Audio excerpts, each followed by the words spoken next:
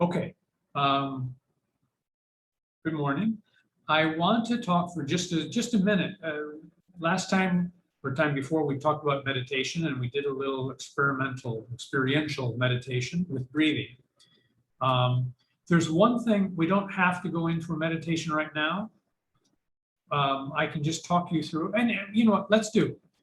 We're just going to do like a 2 or 3 minute meditation, just so you can experience it rather than hear about it. Okay, so get comfortable. Center yourself with your breathing. If you can, remember the breathing exercise we did before. Max wasn't here, I think. So, inhale, hold your breath comfortably, then exhale, and just let yourself feel your body, both inhale and exhale. Don't force anything. You stop inhaling when you've got enough air. Your body knows it. And you'll start inhaling again when your body needs more air. So just be very aware of your body and don't time anything, just let that happen. But what I want to do is, when you are meditating and you're aware of your breath, when you finish your inhale, just pause for a few seconds. And then exhale. And when you're to that comfortable point in the exhale, just stop. And don't breathe again until your body tells you to breathe. It may be 15 seconds, it may be 20 seconds, it may be 30 seconds. Right? And then when your body says, I need air, I need oxygen, then just naturally breathe again. Breathe in, pause, breathe out, pause, long pause. Just a short pause between the inhale and the exhale. Long pause between exhale and inhale. So do that just a couple of times on your own pace. Inhale, pause, exhale, pause.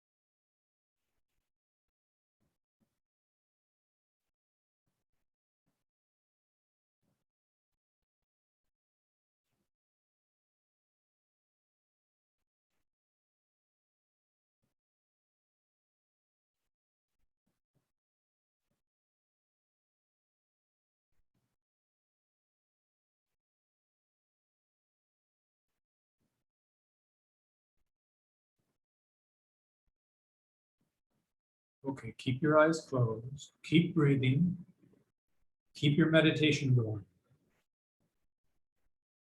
I want you to be aware when you hear a noise outside. Could be in your room, it could be outside on the street somewhere. Maybe it's a rooster or a dog barking or a motorbike going by or an ambulance with its sirens going by. When you hear a sound, be aware. Are you going to the sound in your mind? For me, I hear a rooster crowing someplace,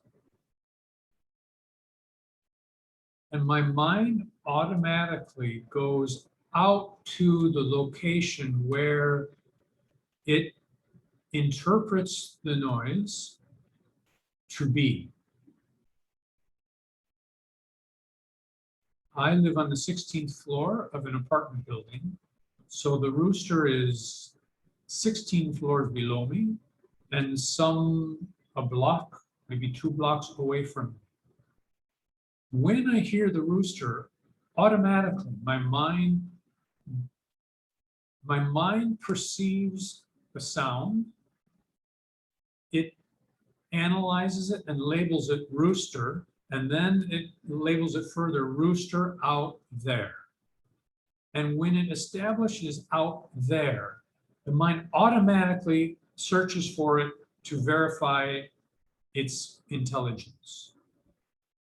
So pay attention, be aware. When you hear a sound, just observe if your mind is going to the source of the sound.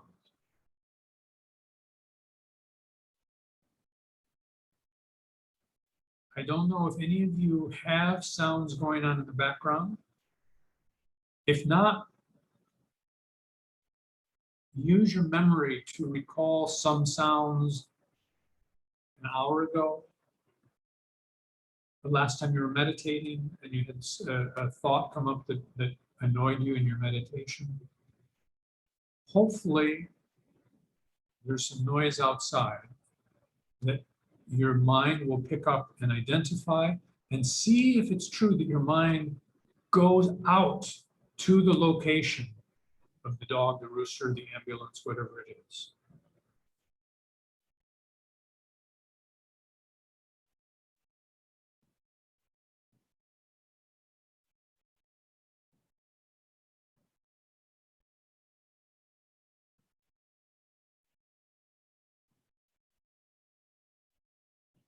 Now, if you remember when we talked in the past, where is the sound? Where is the sound? Is the sound out there someplace? Like our brain tells us it is, like our mind analyzes it and tells it is? Or is the sound in your head?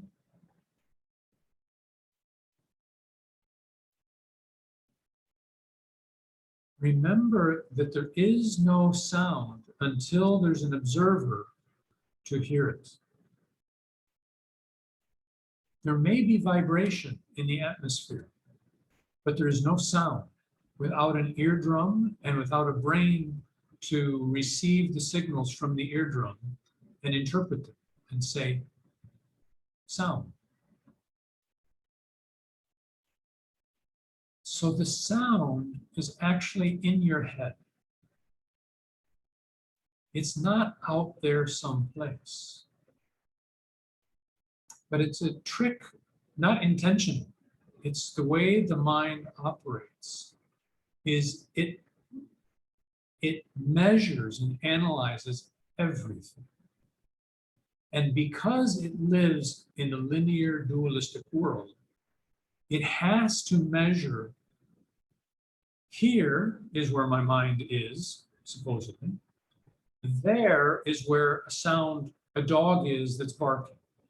An ambulance is that's going by. But the dog is also appearing only in your mind. There are atoms out there and energy that we are perceiving, we're sensing through our sense organs. We are sensing at the point of our sense organs, at the ear, at the eye, at the tip of the finger, at the nose, at our tongue. I don't sense the dog 1 kilometer away. I sense the dog right here in my head. The dog exists in my head. The dog does not exist outside of my head. Dog is a concept, a very elaborate concept, and we've interpreted it and we've labeled it and we've colored it and we've given it a lot of detail, a lot of thought. The only way that we perceive that a dog is out there is because of what's going on inside from our skin inward. We have no other verification that a dog is out there someplace. And in fact, science tells us that there are only atoms and energy that are coalescing, that are forming, that we have labeled, we've identified, because we need, the mind needs some justification. So we create objects to justify the mind. But the dog is really inside your head. The energy may be outside. You don't know it until it arrives at your senses. Okay? So if you're with me on that, continue observing while you're breathing. If there's a noise that you're hearing now, or use the dog as an example, take your attention away from the dog out there, from the ambulance out there, and bring the dog, the ambulance, the rooster, the neighbor yelling, bring it all the way back, at least to your ear. Become aware of where the sound is being received, not where it's coming from. We don't know where it's coming from. Our mind tells us a story about where it's coming from. The only thing we can objectively know is where I am sensing the sound. And where I am sensing the sound is at my ear. Okay, I hope you're with me on this. So the purpose of doing this, especially in your meditation, is the purpose of meditation. I loosely say purpose. There is no purpose to meditation. But when we meditate, we're bringing ourselves back to the center. We're leaving the outside, the external world, and we're becoming centered. We consider it, we're being centered inside of us, inside of our body by some magic. What I want you to do and experience is have the new awareness on your ears, not on a concept called a dog or an ambulance, someplace out there. Bring it in. What you're doing is you're starting the process of going inside instead of going outside. As long as we're focused on the outside, we can't meditate. And we can't even know who we are. We're lost in the outside world. So non-dualism is about turning your awareness from the external world to the internal world. That's all it is. And if we go deep enough, then we get into the mysticism of who am I? But right now, just become aware. Bring your awareness inward towards your ears. So now,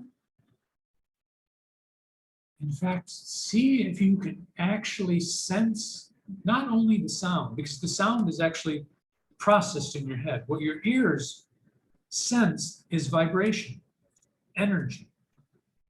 See if you can feel on some very subtle level a vibration in your ears.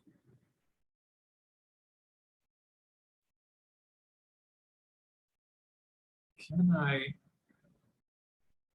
sense vibration happening in my ears?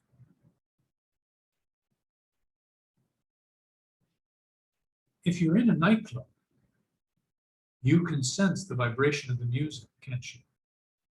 Very clearly. But this is much more subtle. So really bring your awareness to your ears. Can I sense motion, vibration, energy in my ears? Pressure. You may just be able to feel a little bit of like, wow, I can't explain it, but it's almost like a pressure on my eardrums, which is what's happening. Sound waves are hitting your eardrum, creating motion. So see if you can be aware of the sensation in your eardrum, which is only vibration. Even your ear is not hearing sound. Your ear is sensing vibration, which your brain is going to interpret as sound instead of light. Right? With me?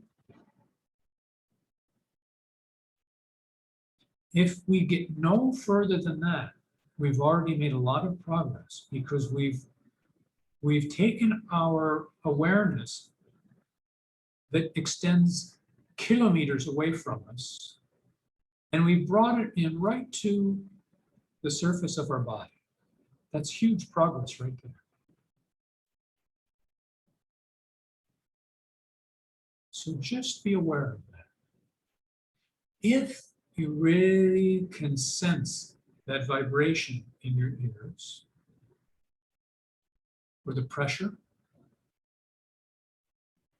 now take one more step inside. Visualize now. You can't be aware of the inside of your head,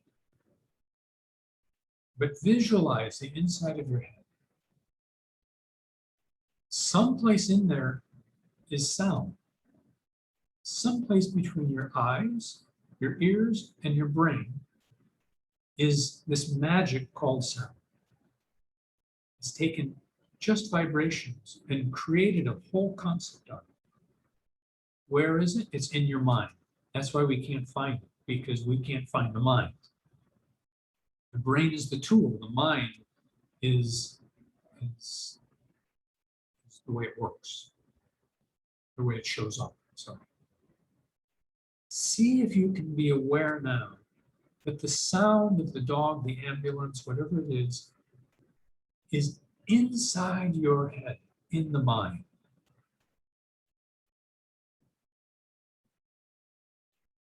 See if your awareness can bring you inside your mind. As abstract as that may sound.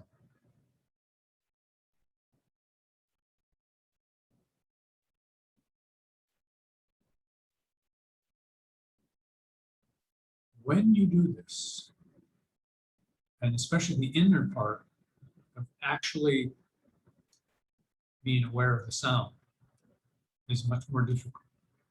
You may get it right away if you're an experienced meditator. It may take you a while. But practice this. Be aware. Be aware. You can't practice awareness. You're either aware or you're not aware. Be aware. Be aware that your awareness is inside you, in your mind. It's no longer with an object outside in the world. Do you follow me with this process?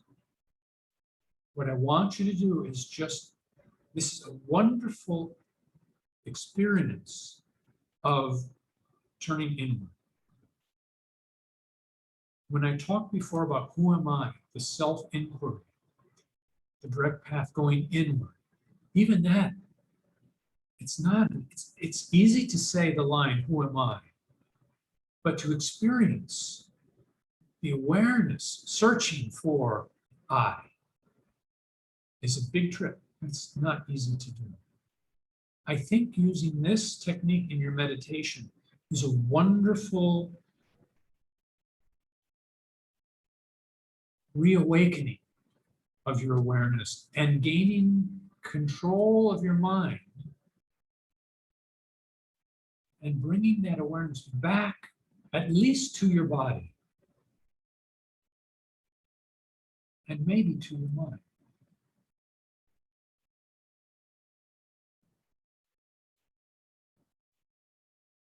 When you meditate, maybe just in the first minutes, 5 minutes of your meditation every day or whenever you do it, try this. Don't try it, do it. work on it, experience it. You will get better at it for sure. If you don't get better right away, you'll get better in time. It's a really, really powerful tool to reawaken that awareness and bring it back to where it is.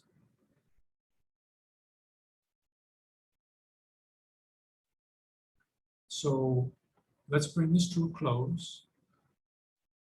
Breathe again. Be aware of the pause. Be aware whether you're thinking or don't think if you're thinking. Be aware whether you're thinking or not. Awareness has nothing to do with the mind and the brain. You can't think this. You can only be aware. The minute you think, am I thinking? You're thinking. But to be aware of thinking or non-thinking does not require thinking. So breathe in and out a few more times. Bring yourself back to this Zoom cast. And ready, open your eyes.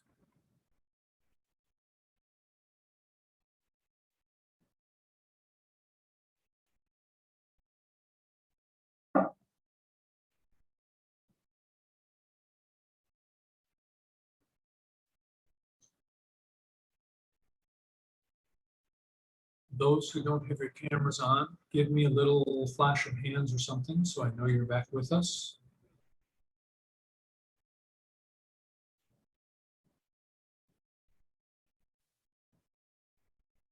Max, thank you. Min, are you back with us?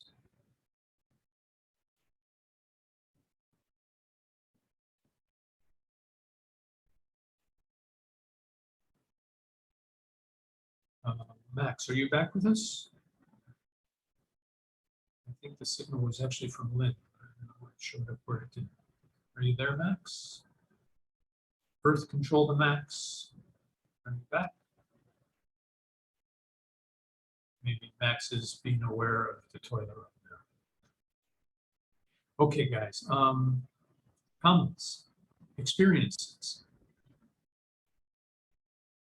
Anybody, just go ahead.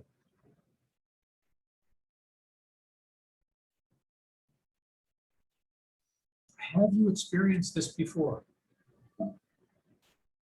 Were you even aware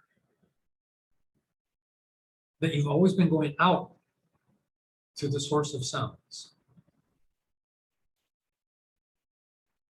I didn't know. One day I just kind of got it. Like, wow, my mind is always searching. Even though intellectually I knew this, my mind was still going out to the what I perceive as the source. How about you guys? The concept of being aware. Wow. Can I say something? Okay, I'll let you go first because you unmute your mic. So I wonder if you're gonna say something. Go ahead, Dave. Go ahead. That's fine.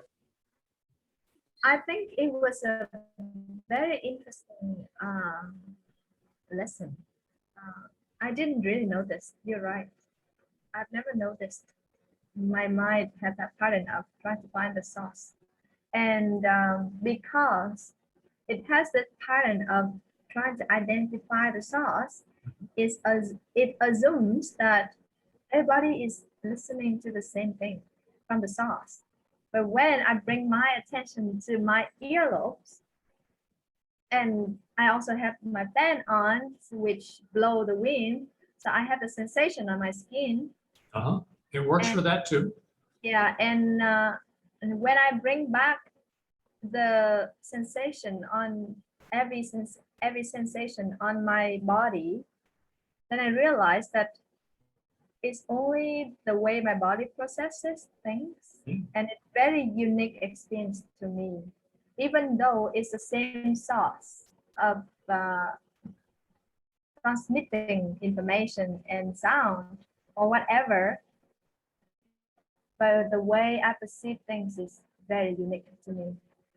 It's a new reality. Yeah. We're trained, right? That's the way, the brain is linear. The mind thinks and analyzes and measures. That's everything about the dualistic world is comparison, right? And comparison is measurement. So we just automatically do it. It's not a good or bad thing. That's how we function in the dualistic world.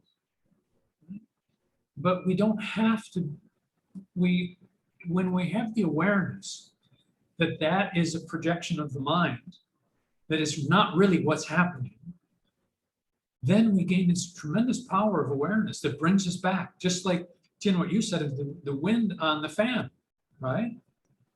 In the past, you would go to the fan as the source of the wind once you experience it on your skin, right?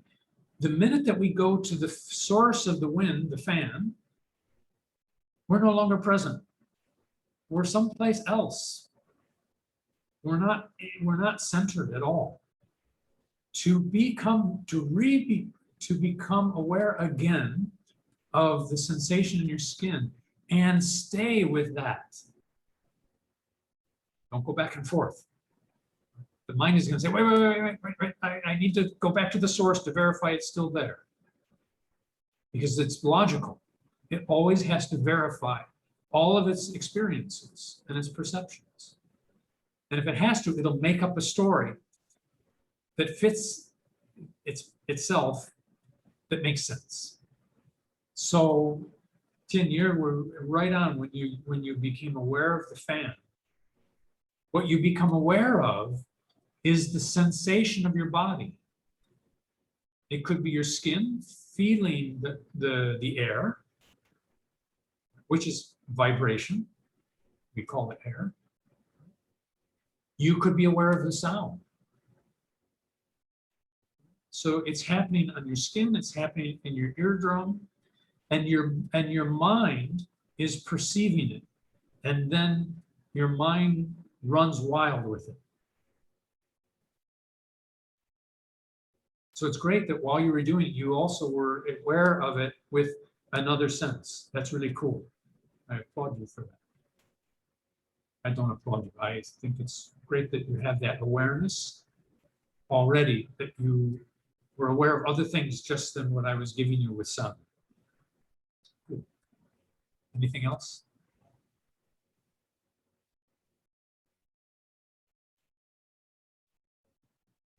Pete. Yeah, you said you spoke about being aware of that experience, being aware of being aware. Uh-huh.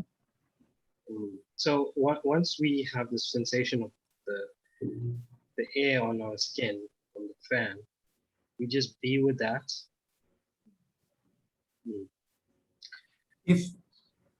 Even being aware of the air on your skin is still out there. Your skin is part of the outside world. Right? Consciousness is the only thing, or awareness is the only thing of the inside. It is the inside world. You remember we talked about the gross, subtle, and causal bodies? Right? All three of those bodies are the outer world. That which we cannot define, we can't call it, we can't label it any kind of a body, which is awareness, is the inner world. It's unknowable, which is why we don't give it a label of, a magic body, right? A body is still an object, so it's not true. So even being aware of the sensation on your skin of the air blowing is still in the outside world, but it's a huge step forward. What we're doing is we're taking, in the past, right, when I heard the dog may be a kilometer away. That's where my awareness is. When I'm sitting trying to meditate, trying being the operative word, and I hear a dog and my mind goes out and says dog barking, right? My mind is a kilometer, 1 kilometer away from me. If I become aware of the vibration, the sound, the pressure, the vibration, the pressure in my ear, right? Or let's say let's say it's a strong wind, right? The wind is coming from many kilometers away. My mind is searching for where it's coming from, right? Now the wind hits my skin. What I've done is I've accomplished the miraculous feat of taking my awareness from 20 kilometers away to millimeters away. That's great progress, but it's not the end. It's a step. Yeah, I think my question was like, where to from there? Like once, Yeah. what happens? What happens then?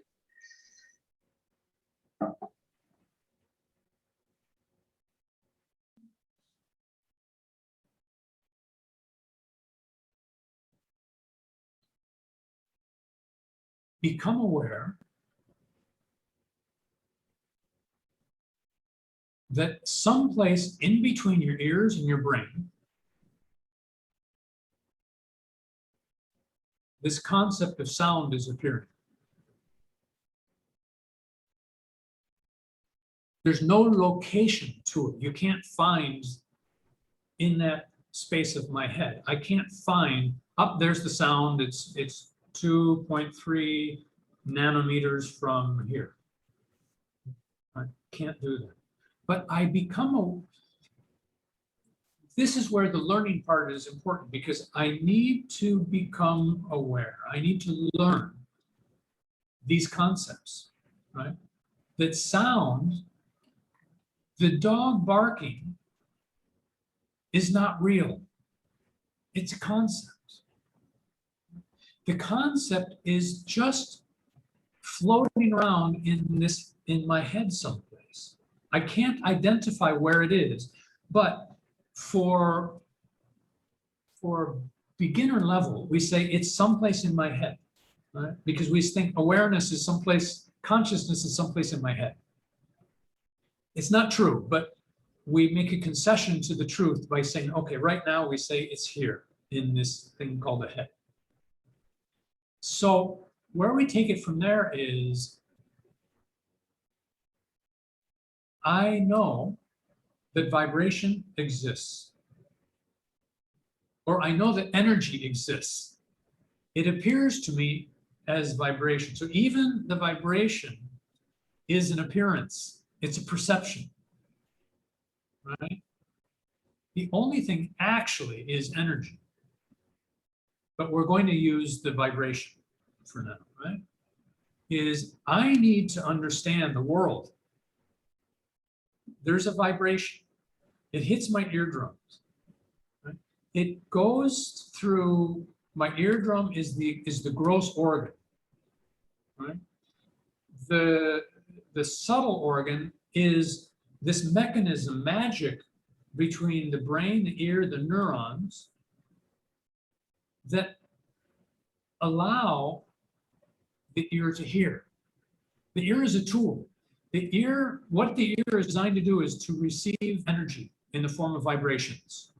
That's all the ear does, right? The mind, so really there are three things. There's the sense of energy or vibration. That's all that my eye does. It's all that my ear does.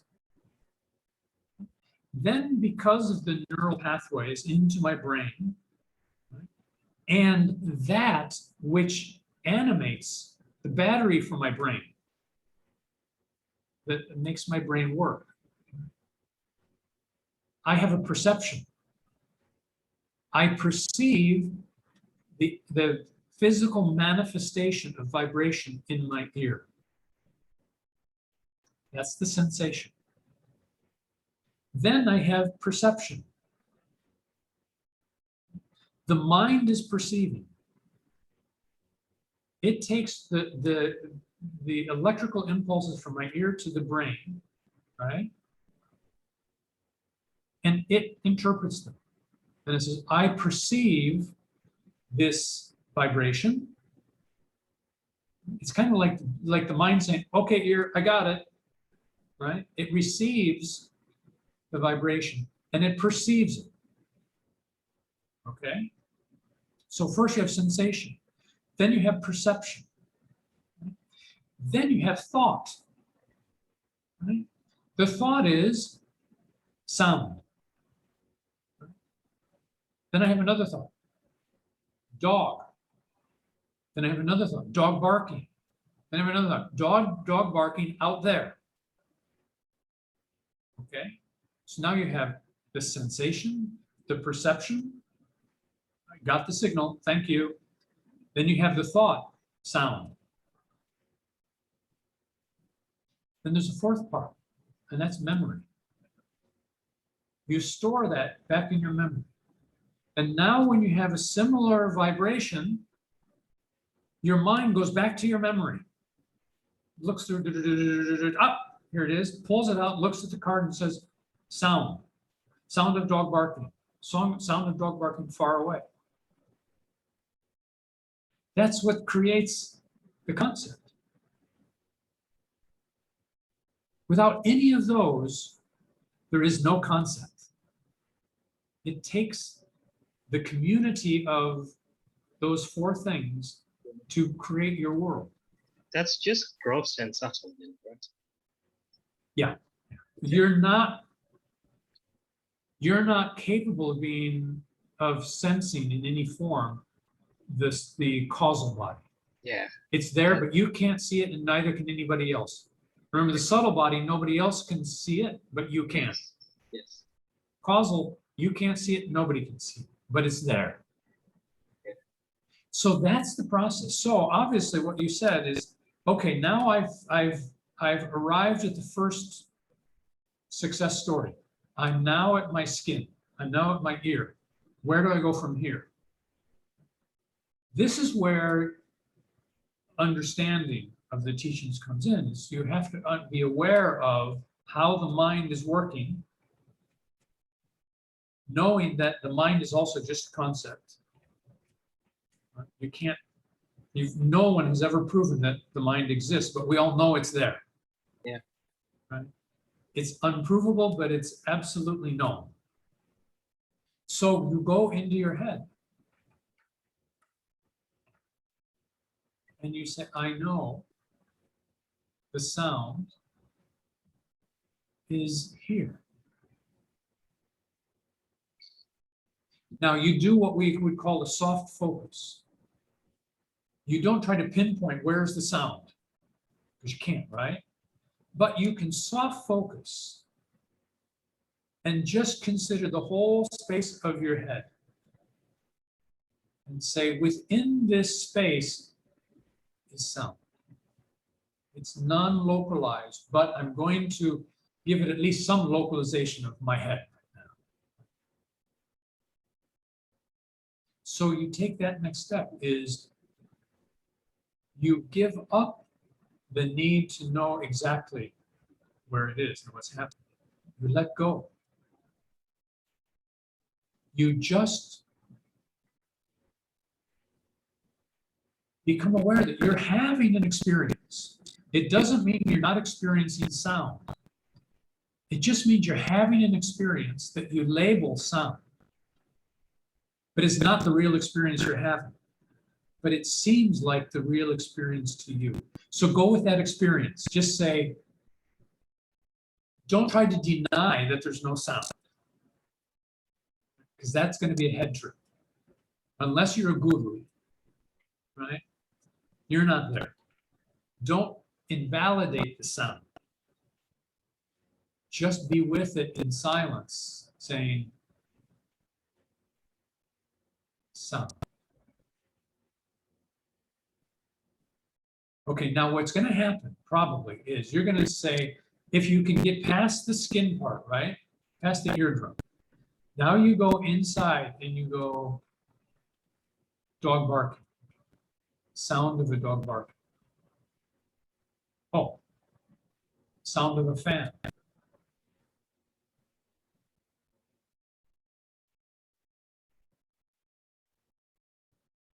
Sound of a motorbike. Now I discover, oh shit, I have a shitload of sounds in my head at the same time, right? Sounds like, oh wow, I didn't even notice this. Now what am I? Now what's next? What do I do? Right? What you're doing at this point is you're still identifying, you're still labeling. You know the saying about when you meditate, you let thoughts come and go, right? You just don't label them, you don't pay attention to them. Well, in the beginning level, even the intermediate level, we're not very good at not labeling. I can do the best I can, and I'm saying, okay, you know what? I've mastered that the dog barking isn't out there. The sound that I perceive and label as dog barking is only happening inside. It's not even happening in my ear, it's happening in my head. I got that. But it's still a sound of a dog barking. But now my awareness is on the sound where it's really happening, which is in my head. Big step. But now I'm faced with the reality that I won't use a sound anymore. I have dog barking, fan blowing, motorbike driving, ghee breathing, all going on at the same time.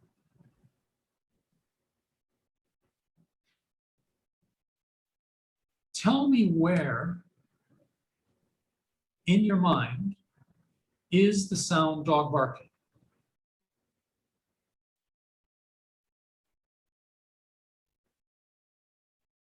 Can you do it? Can't do it, right? So it's no place, but it's there. So it must be every place.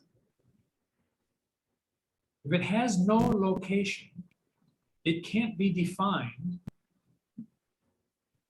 but you know it's there, then it has to be everywhere. If it's over here, I can define it, I can find it. You with me? So dog barking is just sound in my whole head, in my whole mind. If it's contained for now inside my head. Fan blowing. Can you tell me where in your mind is fan blowing? Can't tell. Ghee breathing, or you P breathing, Tin breathing, Max breathing, Lin breathing. Can you tell me where in your mind that sound is? Can you do it? Can't do it. So it's everywhere. So if the dog barking, the fan blowing, and you breathing, and the motorbike biking are everywhere, there can only be one thing: sound.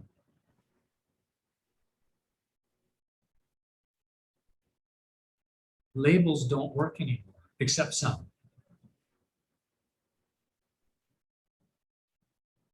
So if you can bring your awareness, dog barking in my mind, fan blowing in my mind, deep breathing in my mind, I'm experiencing them all at the same moment now, right? It's not like, okay, in 5 seconds, the motorbike will go by. That's not now. Right now, I'm experiencing at least those three things synchronistically at the same time.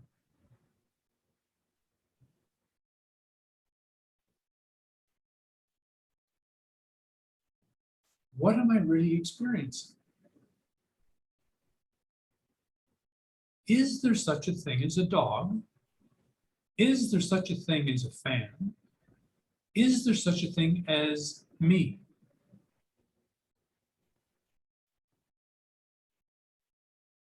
Or am I really just experiencing sound?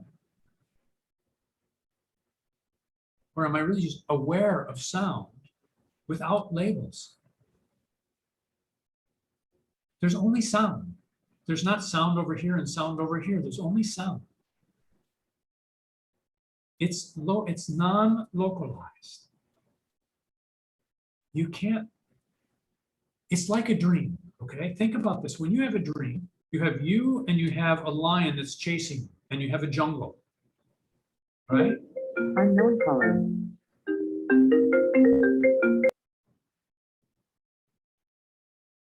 You have a jungle, you have a lion, and you have you. They look like three different things, don't they? When you wake up from your dream, were they three different things?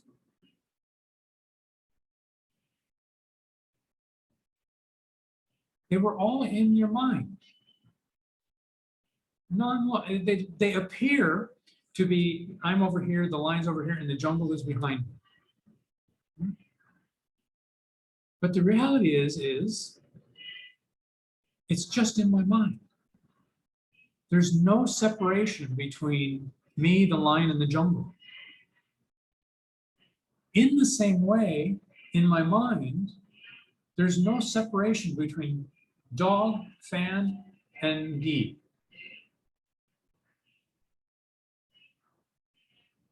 So now I can begin to dissolve the labels and just say hearing. Same thing, I soft focus.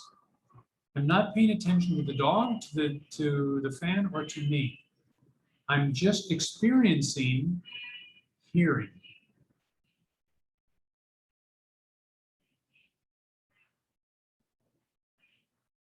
If we can get to that point, now we can really meditate. Because what's present is hearing. I hear the dog. That's not present. That's in the past. It's just nanoseconds, right? But it takes time to go from experiencing hearing to labeling it sound of dog barking. In the now, there's only hearing. What is meditation? Being in the now.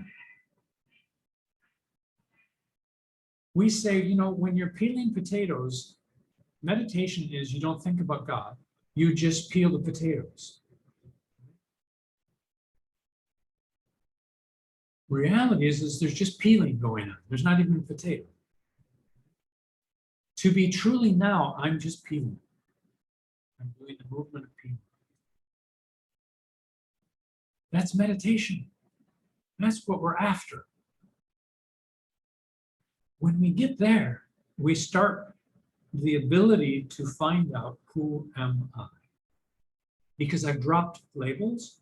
I've stopped putting heavy duty weight on my sensations, perceptions, thoughts, feelings, emotions, and memories. I'm just left with what's here and now. Got it? It's really powerful. It's really powerful. Yeah. That's what we're after.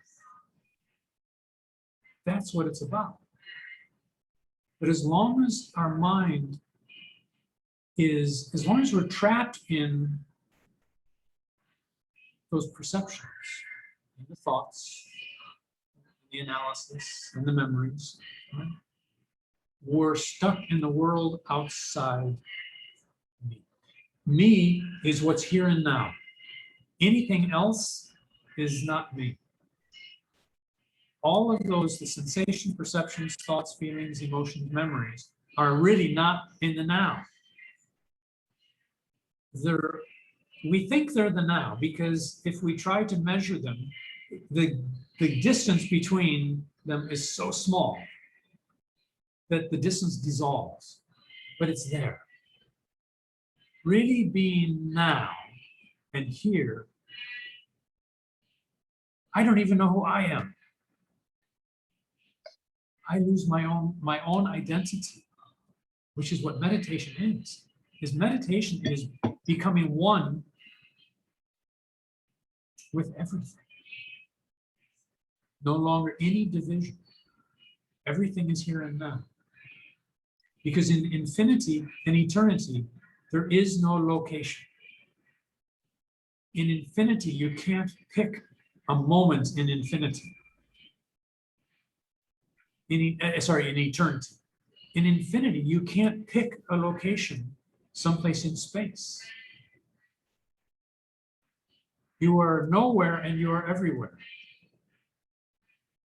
but you're not somewhere. That's being present. That's being silent. And remember last time we were talking about, when you're in silence is when you know. The gap in your breathing, when you find that, wow, I'm not thinking so much, right? I'm present. When I'm present, when I'm truly silent, I will be revealed to me. But there will be no explanation for it. I can't define it. I can't explain it to you. I can just say, wow, try it. It's amazing. Yeah, the self-inquiry meditation, I feel, is it starts off objective and then it becomes very much closer to yourself. And that discovery is being aware of, I guess, this awareness is, you know, the part where you say everything is one. You experience this awareness, this extreme awareness around you of oneness. At that stage, there's no ego, there's no thoughts. There's is that also called a gap? Is that also, there's no labels. It shouldn't be a label, right? Right. But a gap is like a pause, is like Okay. the space between two things. Okay. It's the gap is what you observe. Okay. Gotcha. You're not observing awareness, you're observing the gap. Okay. Gotcha. And when you lose the boundary of the gap, then you may enter into that aware state of I am. But yeah, it's all training. Remember what this process really is. Remember the saying, the mind is a terrible master, but a wonderful servant. We are reorganizing our body mind to function the way it's meant to function. Ego has its place. The mind has its place. The mind is necessary for awareness to see itself, to experience itself. So we're not getting rid of the mind. We're putting it in its proper place. And we're using it for what it was designed to do. So we're taking it down a few notches and saying, there's something bigger here that's running the show. It's not you, ego. It's not you, mind. So just behave, and you can enjoy the ride too. I'm not going to kick you out if you behave.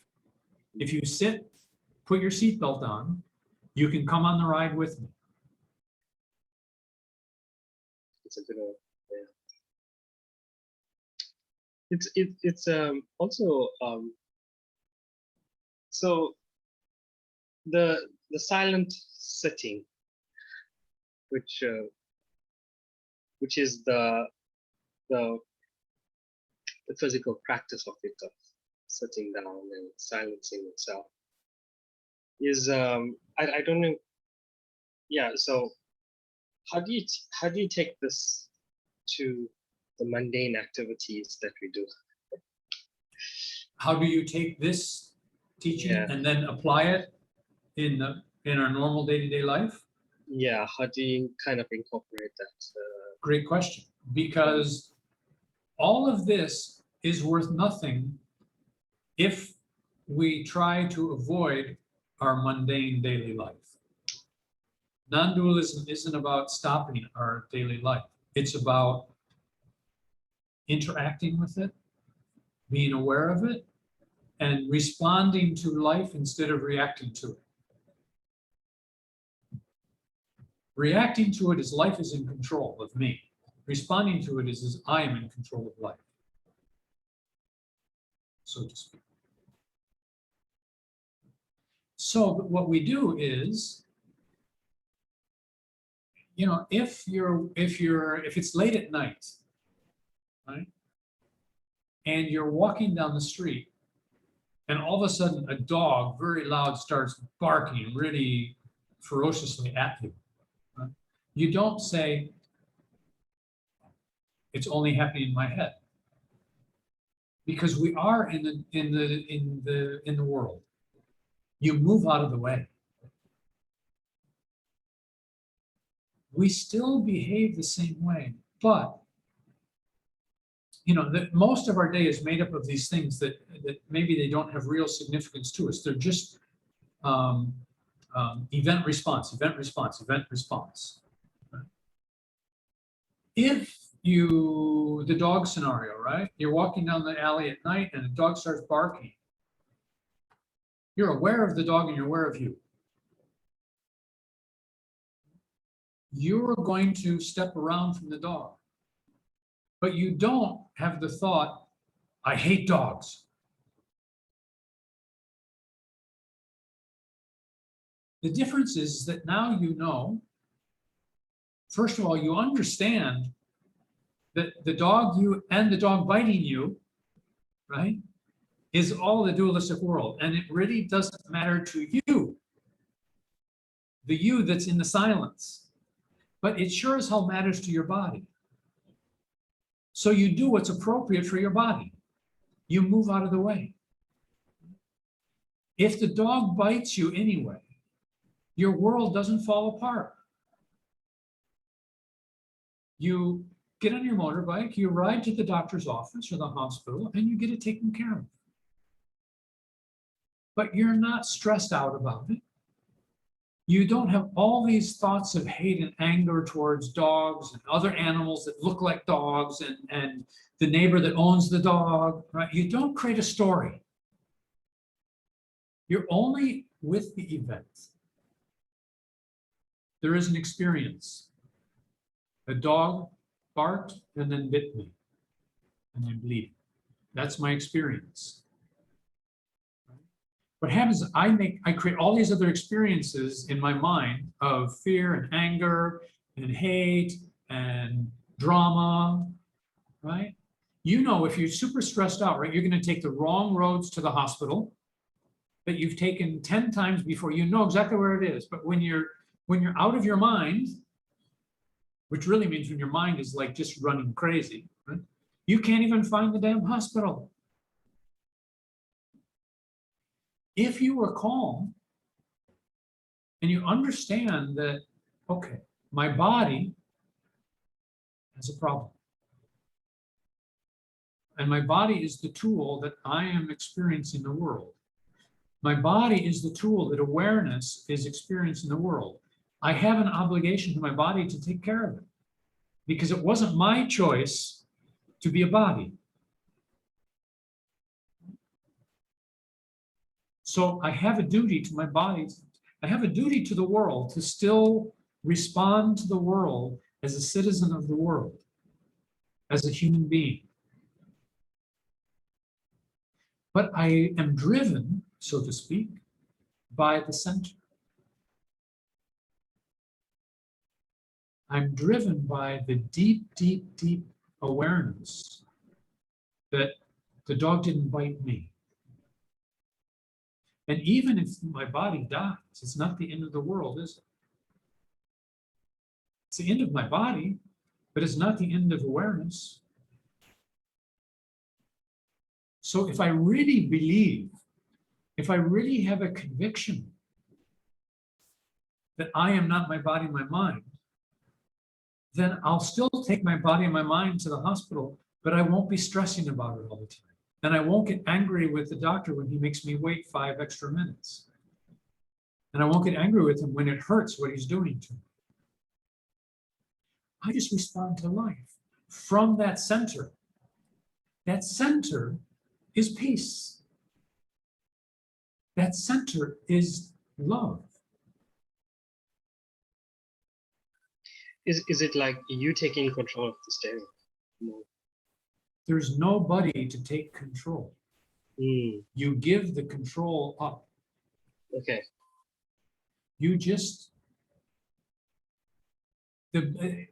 right now, Yeah, the best word that I can use I mean, when is, you're responding rather than reacting, because reacting, you have no control. So responding seems like it's kind of, you have more control. yeah, that- your mind has control. Ah, okay. Your body doesn't. Mm, Your conscious mind doesn't have control. Your subconscious mind has control. The control has just shifted from your conscious mind to your to unconscious mind. sub- But you are still, the body mind is still trying to control the situation when it reacts. When it responds, I don't know if you can kind of get a sense of this just sitting here. Right? Yes. When you respond, the first thing to respond is letting go. You have to be neutral in order for a response to come up. If I'm not neutral, if I'm polarized at all, like I have a little bit of fear, right? Then I'm reacting from that little bit of fear. I have to let go. This is what they talk about in Christianity, let go and let God. This is what they talk about as having faith. It's going to be okay. Whatever. Remember I told you Krishnamurti, his famous saying was, I will tell you my secret. I don't mind what happens.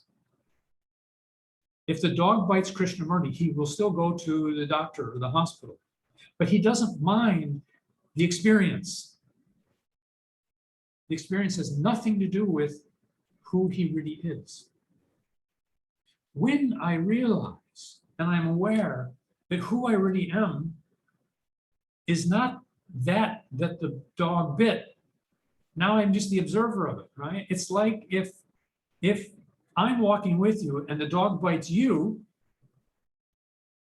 I will still have I'll probably have a reaction, but I will still have responses because you're my friend. There's an identification on some level with you, right? But it will be less, won't it? Same with you, is you will react differently than if the dog bites me than if it bites you. That's what we're doing here, is you are remembering that you are the witness. You're the observer. The dog doesn't bite the observer. And in fact, worst case, the observer doesn't die. The object of observation dies. What we call dying. Your job, if you want to respond, you have to be the observer. You can't respond from your body and your mind, which is why Jackie Chan and Bruce Lee were so incredible. You know, we watched them, they're so fast. How do they move? How do they do that? How do they respond that fast? It's because they're responding from someplace outside their body. They see the whole situation in the now. And because they see the whole, let's say the whole room, right? They know every movement that's happening in the room. And they will respond to the movements. When I'm reacting, I'm going to react to the dog. You know, a cute example would be the dog tries to bite you and you jump out of the way, right? Out of reaction. And you think, wow, look how well I reacted, right? Boom, a truck hits you. You're dead. Right? That's what happens with reactions. The reactions is we react out of our mind and our body without the awareness of the observer. Tell me if this isn't true for you. You end up in a worse situation than you were before.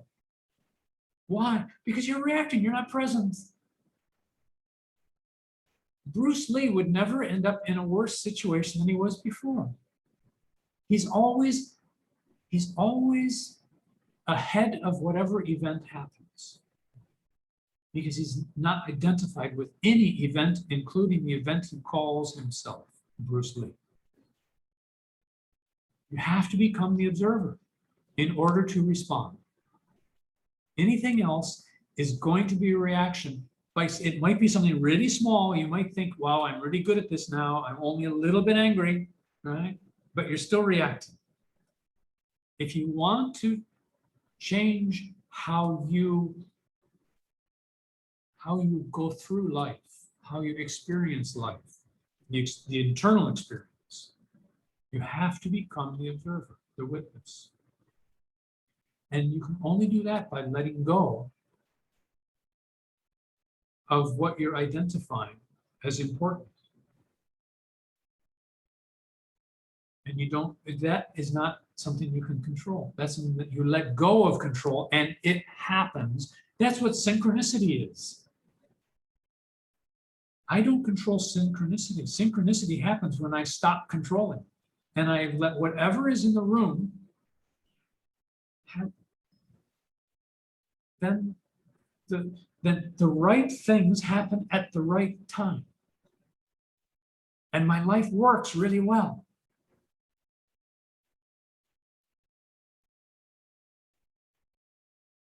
Makes sense? It's really not that complicated, is it? You know, when you really look at it, and when you experience these little tests of experience, it starts to become a lot clearer, doesn't it? It's like, oh, I can get this now. Okay, I got it. Now I don't have to intellectualize it all the time. I can relate to experiences. And I can become aware of myself, how I handle the outer experience. If you remember before, I said, you know, my Zen master told me, pay no attention to the outside experiences. They are not important at all. Put your awareness on the internal experience. How did I experience the experience? The only experience that is worth anything is the internal experience. How did I handle that? Wow, I really was reacting, wasn't I? I wasn't responding. I really got lost in my anger.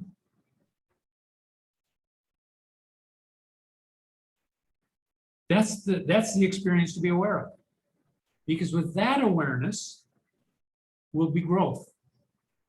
If you're aware, if your awareness is to the dog in the street, you'll develop maybe a new skill of athleticism, of jumping. But your inner life won't change. Because you'll come across a bigger dog that can jump further, and your experience, your new knowledge of jumping won't be enough. But to become aware of your internal experience changes everything in the outside world. Maybe not overnight, and maybe in steps, right? But that too happens in steps.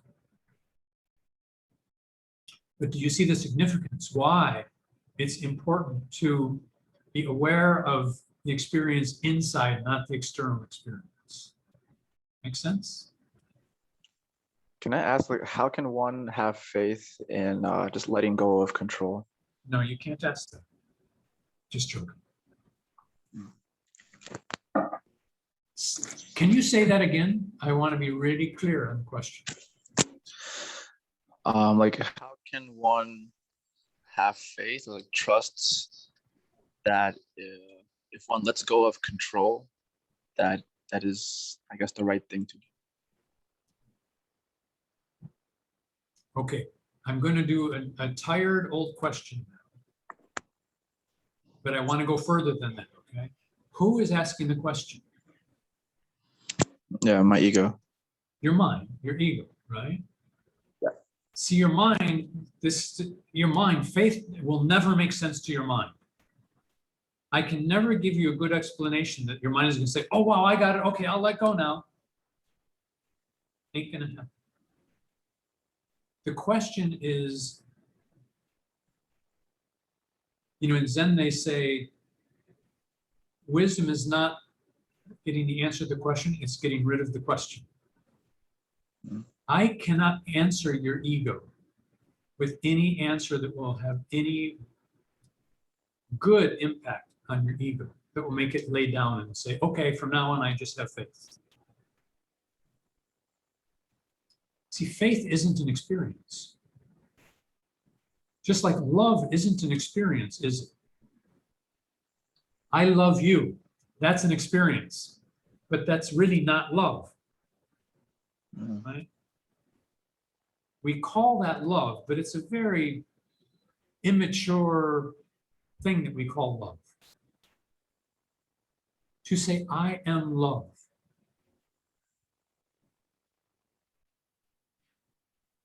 I don't know if you guys were with the other Lynn a long time ago. She had a story. She was riding on the back of a motorbike.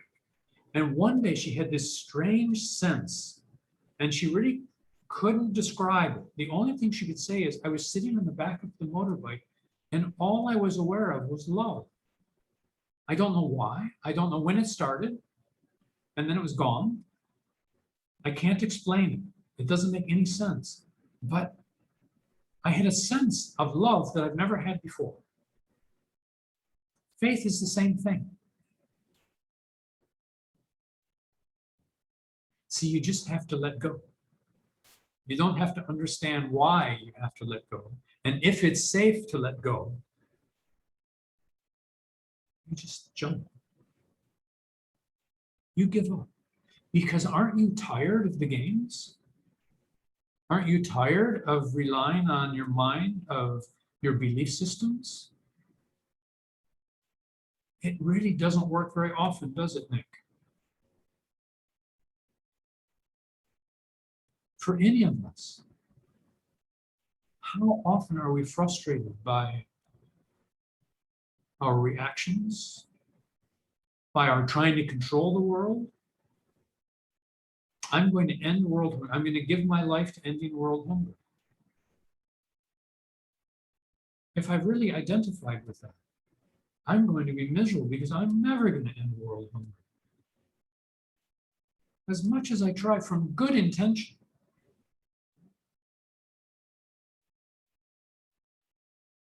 But I can take a jump and say, you know what? I'm going to do what I can to love people, to help people in whatever way that may be.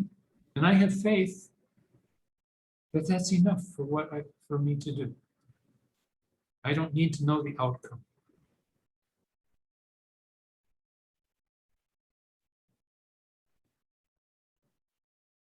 It's like the farmer who plants the seed of a tree, an oak tree.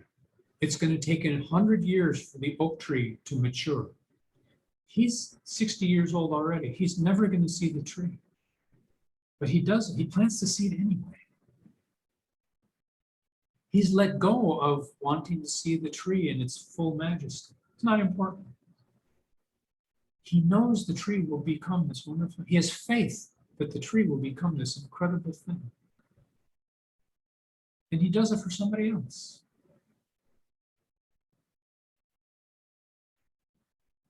It's a real bummer that we lost Nick. I don't know what happened because it was his question.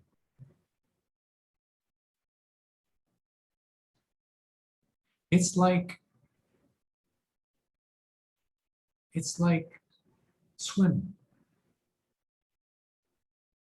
You watch a video on how to swim. Your parents teach you in the bathtub how to move your arms and your legs and how to breathe, right? You have no idea if you can swim until you jump in the water, into the lake. And if you say, okay, I want it to be safe, I want to know how to swim. You've got all the directions. Intellectually, you know how to swim, but experientially, you don't know how to swim until you jump into the water. At some point, you stand for 6 years as a little kid, you stand by the river and you watch other kids swimming and playing in the river. You say, I wish I could play in the river with them, but I can't swim. You watch a lot of videos about swimming. Your parents get you in the bathtub when you're a little kid and say, you move your arms like this and you move your legs like this and you breathe like this, right? And you've seen other people do it, right? Experientially, you still don't know how to swim. Intellectually, you have all the techniques. You're only going to know if you can swim when you jump in the water. You let go. If you stick your little toe in the water, you still don't know how to swim. Sticking your toe in the water isn't really letting go. It's like a baby letting go. And I'm not telling everybody to throw their child in the water and see if they swim, right? Baby steps are okay. Just be aware, right? Letting go is, in English, Max, you would probably know, we call it the whole enchilada, right? You just have to let go. Having faith in the non-dual teachings, you just have to let go. You can't get their reasoning your way. I had an experience, I think I shared with some of you before, I don't remember when, maybe it was even the live group. When I was contemplating, I haven't voted in an election in 16 years. I don't support the system. But this time, in 2020, it was just too important. I had to play the game. But I didn't know the best way to play the game. I was totally lost. I personally really didn't like the personality of one of the candidates. I liked the personality of the other one much better. But I really wanted to know what's the best choice to make. And I went to bed at 9 o'clock at night because I had to decide the next day. And it's like,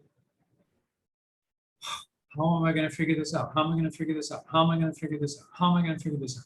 And I went around and around and around and around. At 3 o'clock in the morning, I was still wide awake, 6 hours, still thinking about who in the hell am I going to vote for? What a waste of 6 hours, right?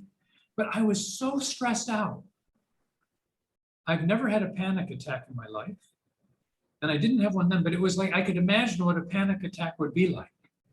I'm like maxed out in my brain. And in fact, I remember I looked at my phone and I thought, I'm going to call my sister, my Vietnamese sister, and I'm going to call her and say, wake up, can we go and see the master? I really need him to help me decide how to vote. And then I said, wait, I can't wake her up at 3 o'clock in the morning. This is ridiculous. I put the phone down. And in that moment, I surrendered. I said, if I think one more minute on it, I'm going to go insane, literally. I mean, I'm 6 hours wide awake. I haven't slept a minute. I'm stressed to the max. My mind is completely unclear now. I'm physically and literally and mentally, I am a mess. I have never remembered myself being so out of control. And I said, I can't go to the Zen master because that's still using something else to tell me what to do, right? In that moment, I realized that there is no solution in my mind. I apologize for this, but what I said was, well, fuck this, I give up. And I truly experienced total letting go. I was so exhausted. I said, I can't get there, I give up. And it was really a profound giving up. I wasn't playing with it. I mean, it was like my life now depends on me giving up. At least my sanity does. And I let go. And it was like maybe nanoseconds after I let go. And it was perfectly clear to me how to vote. And why to vote. And me being a visual person, I actually could see, like in Mr. Nobody, I could see the alternatives.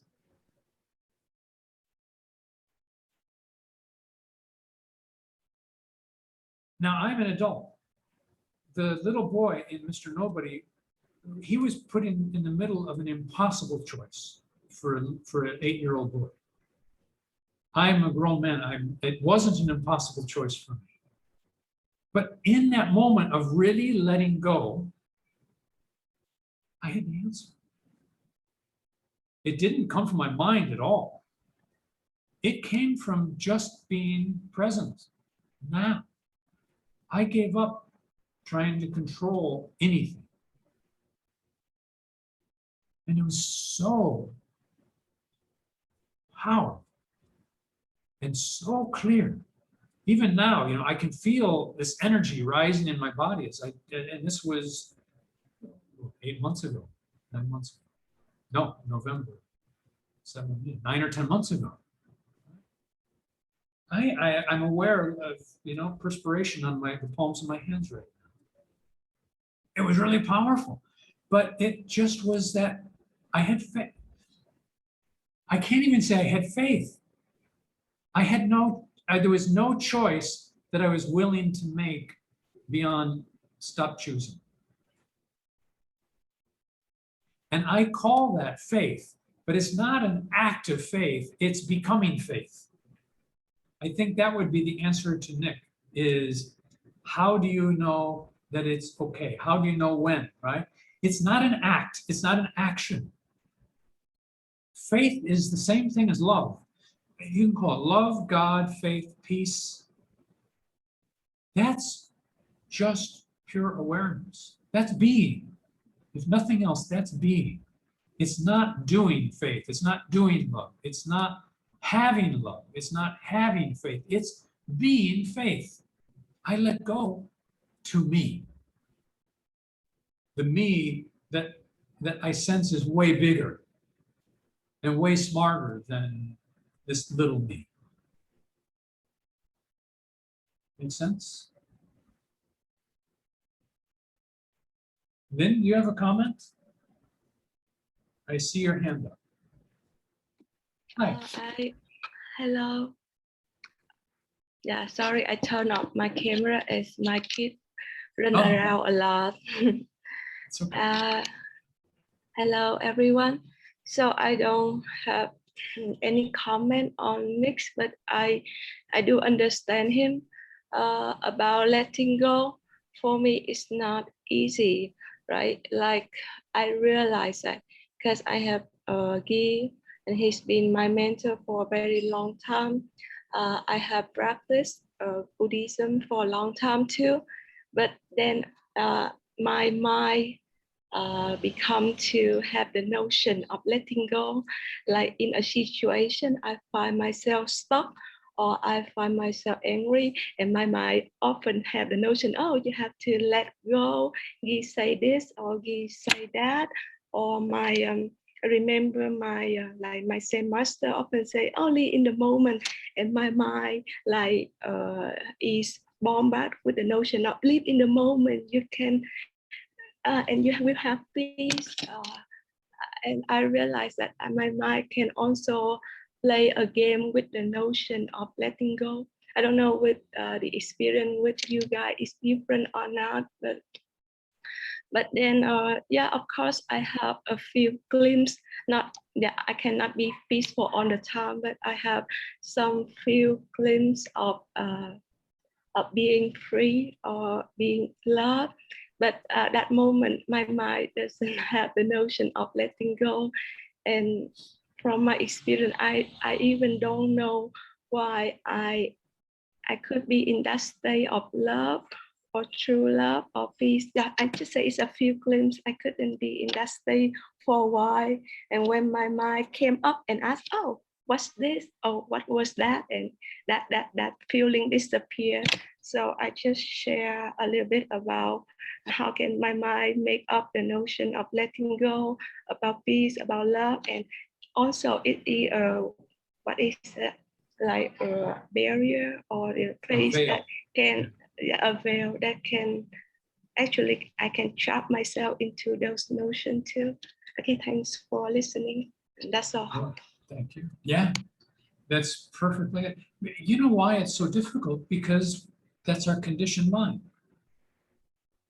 From the time that we could understand words, how many of us, when we were little kids and we faced with a difficult choice, a difficult decision, how many of us had parents that said, well, just let go? Nobody that I know. What did the parents say? Figure it out. Use your brain. You have to make a choice. We're conditioned our whole lives that letting go is dangerous. Not only is it nonsensical, it's dangerous. And by the way, letting go means we may not get what we want. It's easy to let go when I'm assured of the outcome that I want. Yeah, you can relate to that, huh? How about this? Everybody here has been in love, right? Had a relationship, love relationship. For me, wow, the end of relationships, I suffered a lot. I'll never find another one like her, and I'll never get over this, end of the world, right? If you know gematria, I'm this particular number that says, yeah, it's what's called the tragic romantic, right? And then I'd fall in love again. And it's wonderful, right? And I have a great relationship with the girl, everything's going well. And I sit back and I say, wow, I've really grown, you know? I can let go now. I know that I can handle anything, right? When something comes up, I can let go. I have confidence. I have confidence in letting go. I've grown a lot, right? And then I let go and it doesn't turn out the way that I want. And I suffer. Right? How silly. When we're in control, we say, oh, it's easy to let go. And when we know that, when we really believe that we're going to have the outcome we want, it's easier to let go. But when I honestly don't know what outcome I will get, and if the outcome will make me feel wonderful or make me feel despair, that's the test of am I really willing to let go? See, when talking about the voting situation, right? If I let go and the answer that I got was to vote for the guy that I didn't want, what would I have done? But when I let go, I think, because I can't repeat it, right? You can't go back and repeat. So we never know 100%. But I was so deeply needing to let go that I just, and I also had, I had an idea of an ending of either choice. One might be worse than the other, I don't know, you know? But I let go, willing to accept either one. If it told me to vote the other way, I would have voted the other way. My ego would have had trouble punching the button. I would have suffered a lot, you know. My mind, my ego would have suffered, but I would have pushed the button because that awareness in letting go was more trustworthy than that awareness than my ego that's always trying to control everything.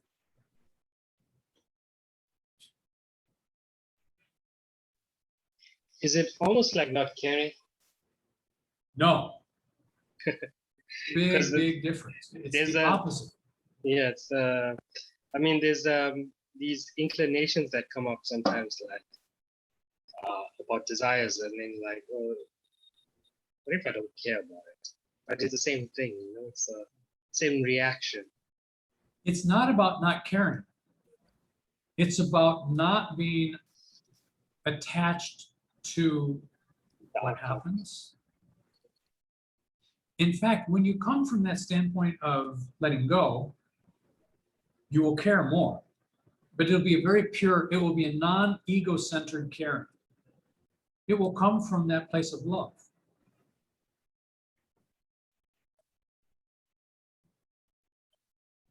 It's just a whole nother level of caring.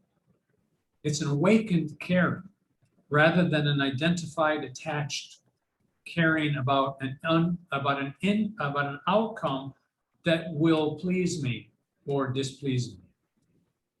Letting go is beyond pleasing and displeasing.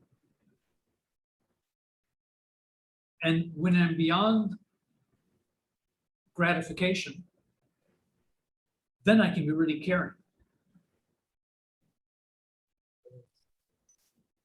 Make sense? Yeah. I had a analogy about the faith aspect. My friend once told me about faith. I mean, still needs to digest. He says when you take a plane to Dubai or any country, you check in, you sit at your seat, you get comfortable, you lock in, and then the plane takes off. You have a chatter with the friend next to you or sibling or whoever it is. You go on having your snack and then you prepare for descent. And then the plane lands and then it parks off and then you get off.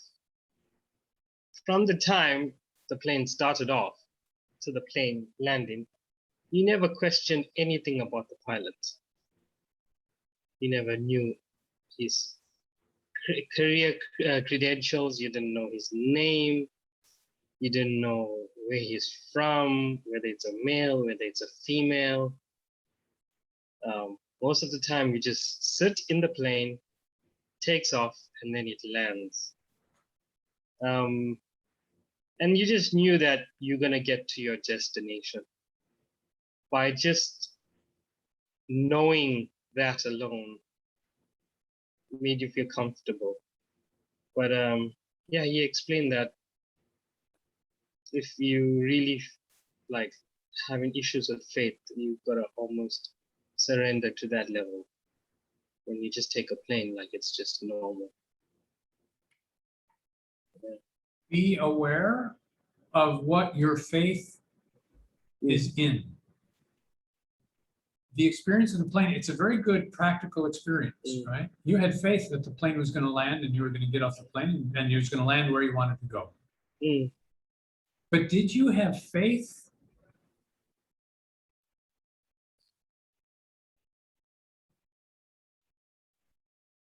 Did you have faith in faith? Or did you have faith in the system of aviation? You didn't question whether the pilot had sufficient training and experience. True. It never occurred to you that there might have been a monkey in the pilot's seat. You trusted the system. So it's again, it's the same thing. It's like when I'm in love, right? I have faith that I can handle any, that I've risen above being dependent and codependent and all those unhealthy things, right? When I get on the plane, I have faith in the system, which is still a knowledge-based faith. Now, I have faith that the pilot won't have a heart attack and the co-pilot with him. Right? But even that, I still have faith in the system that they have regular health checkups. That's kind of a safe faith. Right? But it's a good awareness of how faith works. You went on with your life. You didn't have to control. You didn't have to go and knock on the door of the cabin and say, "Can I take a look at the pilot? Can I look at the stripes on the shoulders?" Right? You had faith. It is a faith. Right? But the faith that we're talking about here is completely beyond. It is the faith in.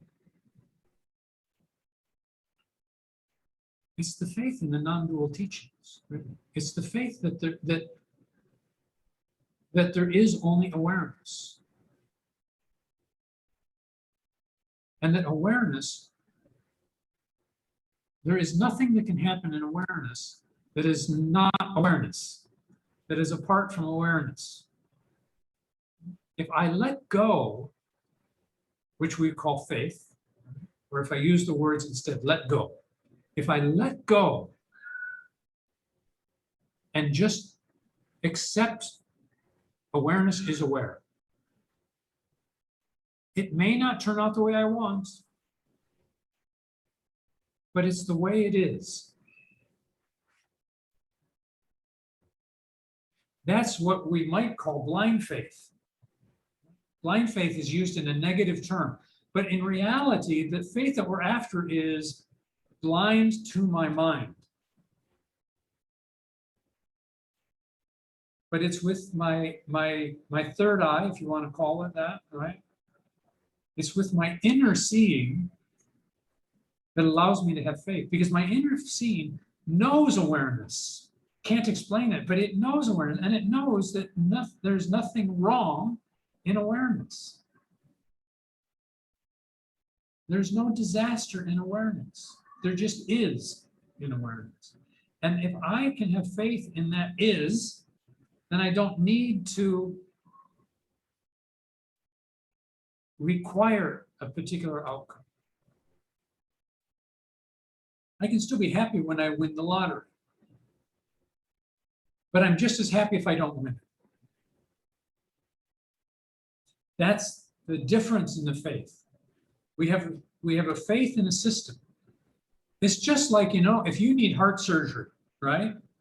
You don't just say, well, I'll have faith that that whatever surgeon walks in the room I'll live. It's perfectly appropriate to have faith in the system of medicine. If you choose, it could be natural medicine too, right? Whatever it is. But what I'm saying in this case, you have a heart attack. You go to have them put a stent in your heart, right? You don't have, now you may have pure faith, right? But you also can operate on that faith. You wouldn't even go to the hospital if you didn't have faith that that hospital had trained people. So there are different levels of that faith. One is a faith of a system. It's a knowing, it's an intellect-based faith. The other one is a heart-based faith. I have no reason to have faith other than faith itself, other than awareness. But the airplane is a great example.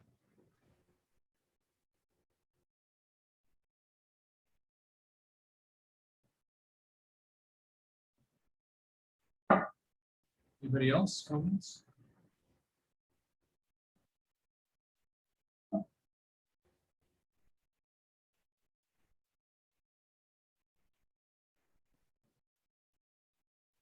You're just deep in reflection.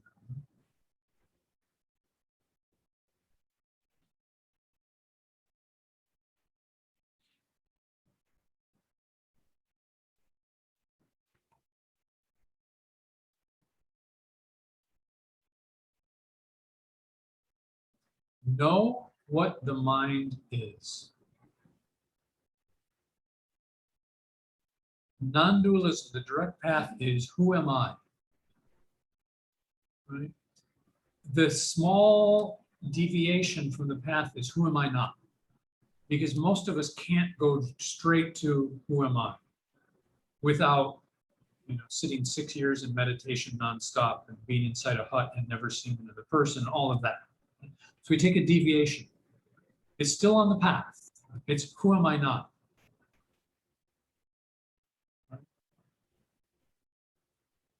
Part of the path, I don't know if I haven't thought about this before, whether it's a different deviation or it's part of that who am I not. It's part of the who am I not. Know your mind.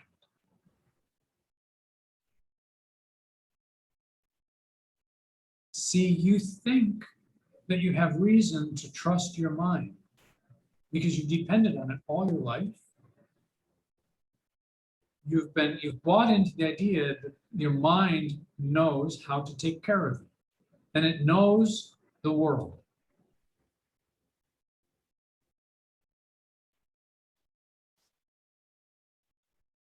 If one thing you get out of today, it's, wait a minute,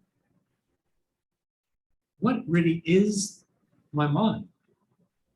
Do I have any reason to have faith in this, to trust this mind? Do I have any reason to give it the keys to my body and say, here you go wherever you want, I'll follow you? When we realize the mind is just an experiential concept, it doesn't have an existence. but we have a relationship with it like it does have an existence. But it's just an experiential thing, non-thing, that perceives experiences, thinks about the experience, identifies and labels the experience, and puts it away in memory. And we keep doing that. This experience, this experience, this is now. It could be experience of hearing somebody talk to us, the experience of reading something, the experience of physical events. But we keep storing all of this stuff into our memory. And then after a while, when we're really young, as we develop psychologically, we start to recollect. You know the word recollect. It sounds kind of like remember. Recollect means recollect.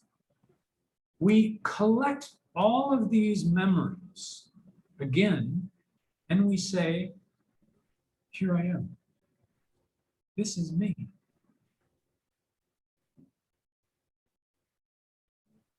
And once I buy that this that my mind has been storing and now recollects is me, then of course I'm going to trust the mind, because the mind is the one that showed it to me in the first place. The mind is the one that validated me. So the mind must know something more than I know. So I go with it. But if you become aware of what your mind is and what it isn't, it doesn't have an existence. It is just an aggregation of sensations and perceptions and thoughts and memories. I can't take my mind to the bank. I can't take my mind to the pawn shop. You know what a pawn shop is? I can't sell my mind. Nobody will buy my mind. Nobody will give me cash for it. It has no real value. It only has an imaginary value, just like money, right? A $100,000 note, the only value, the real value of it is what, maybe $2? 99,998 of its value is the perception that it has value. It's not real, but we accept it as if it's real. We accept our mind as if it's real, just like the $100,000 note. But you know, if you take that $100,000 note to Jamaica, they won't give you anything for it. It's worthless because it's outside the concept of value. You need to take your mind the same way. Take your mind outside the concept so that it has its true value. And it does have its value. It's worth something because it does keep you from getting killed. It keeps you from doing certain stupid things. It does give you some validity in the world. Just realize that it has no value to who you are. It doesn't even know who you are. It knows the world, but it doesn't know you. So if it doesn't know you, why would you let it run your life? That doesn't make any sense, right?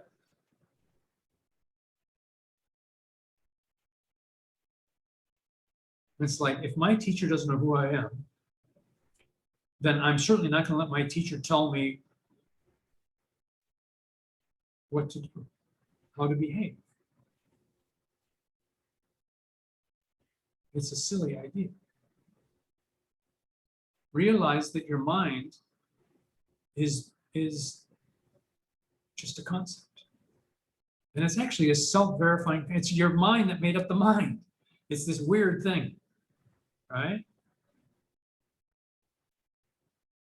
But if you want to have peace in your life, If you want to be loved, like St. Augustine said, love and then do whatever you want.